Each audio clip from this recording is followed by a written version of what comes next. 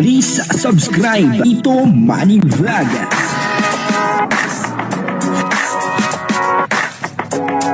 Payagan po si Tito Manny Vlog na mag-reactor para pambiling gamot sa kanya pong karamdaman. Dito po sa video ito mapapanood po natin si Richelle, medyo matagal-tagal din po na nawala si Richelle sa Kalingap. Pero sa ngayon ay hindi po natin alam kung si Richelle ay isa na po bang Kalingap o ito po ay doon lang sa Velvet Box. Papanoorin po natin yung video at dito ay sinabi din ni Richelle na ang ayaw daw po niya sa lahat ay yung paasa.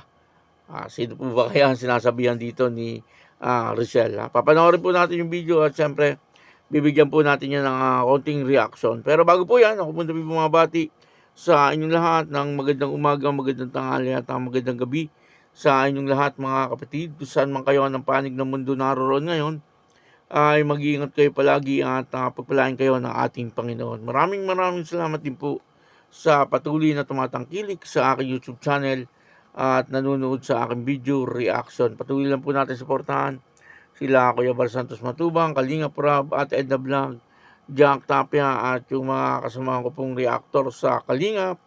Ganun din po yung mga charity vlogger na Kalinga partner. Ito po yung video na kung saan ay nagla-live selling etong si Richelle kasama po si Ma'am Jack at saka si Kalinga Prab at naging matagumpay po yung kanilang live selling.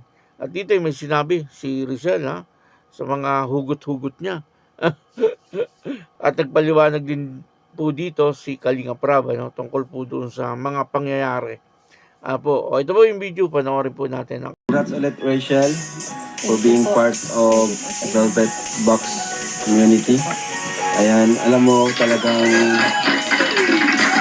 nag-iisip kasi kami nila Tito kung paano pa yung luta or yung ibang accessories natin mapapalawak, di ba? Kasi kinukulang na kami, mga busy rin yung ibang mga ambassadors namin and yan, madami rin gustong lumapit sa amin. Then nag-isip muna kami ito sa daet kung sinong pwede. At napag-usapan namin, nakita namin yung mga promotion video mo. Sabi ko, galing na rin sa Rachel, pwede. Bagay na bagay siya dun sa Gluta White. Kaya nakita rin namin yung kasipagan mo. Yung, sabi ko, galing na rin siya, napakasipag. Kasipag mag-promote. Kaya what if po, kung try natin sa Rachel. Actually, ako yung nag-suggest kay na Tito. Sabi ko, Tita, what if try natin si Rachel? And si Tita, ay, alam mo, matagal ko nang hinihintayan. Yan, sabi niya, matagal ko nang hinihintayan. Pwede ba? Pwede ba?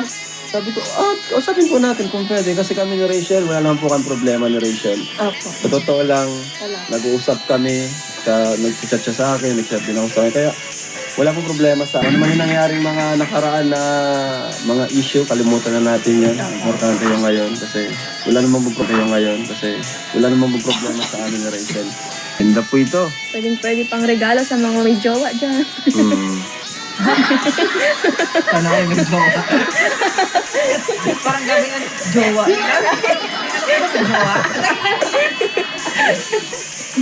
Maybe in the bed. Ay, Sabi ni Rachel, pwede. Ayaw na daw niya ng po. hindi naman. Mine heart po, I love hard pa rin. 680. Ayun naman. Mine heart 680, minus 120 po siya. Pabito na yan. Pinagpapawisan ka, Rachel.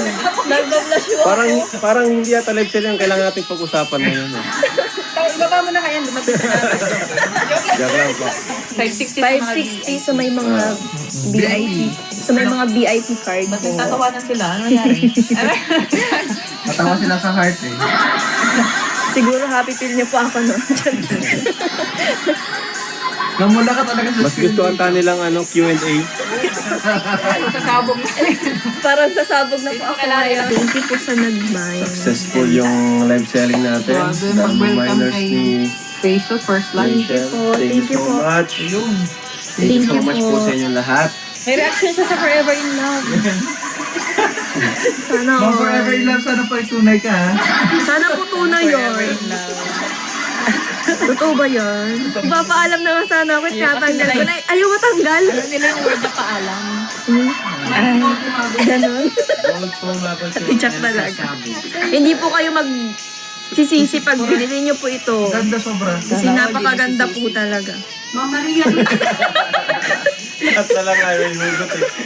Pumalit yata sa atin, Jack. Ate Jack, Actually, nanggagato. Susot lang talaga ako dito. alam na alam mo yung nasa utak ko. Kung ako yan, gustong gusto ko po. Sino? How much po yan? 3.5 lang po yan, pero high-end po ang quality niya. Wala kayong pagsisisihan na binili niyo to. Nagsisi ka ba? Iba naman dito, di ba wala pagsisihan sa pag-live mo tonight? Nagsisi ka ba? Diba? Nagsisi ka ba sa pag-live mo tonight? Ay, hindi. Oh, ikaw naman eh, hindi pa tapos yung Hindi tanong. ako nagsisisi kasi nag-enjoy nga po ako. Sure na po yan. Kasi ako sure na po. Sure ka na bago kang brand affiliate ng Velvet Back. Sure na sure. Dapat, kapag sure ako, dapat sure ka din. Meron pa po ba? Baka meron pa ha, wait lang. Ito si Ma'am. Ayun, natawag ko na. Ay, bumitaw na din. Yan na. Bumitaw na, wala na talaga habol. Salamat po. Sana po sure na po yung orders po ninyo ha. Grabe ang reminder ah. Sure na po. Sure na po yan ha. Ayoko po sa lahat yung paasa. Yan ang end na natin. Yun po, no, grabe, no? Talagang walang pagbabago si Richelle, ano? At lalo po siyang gumanda.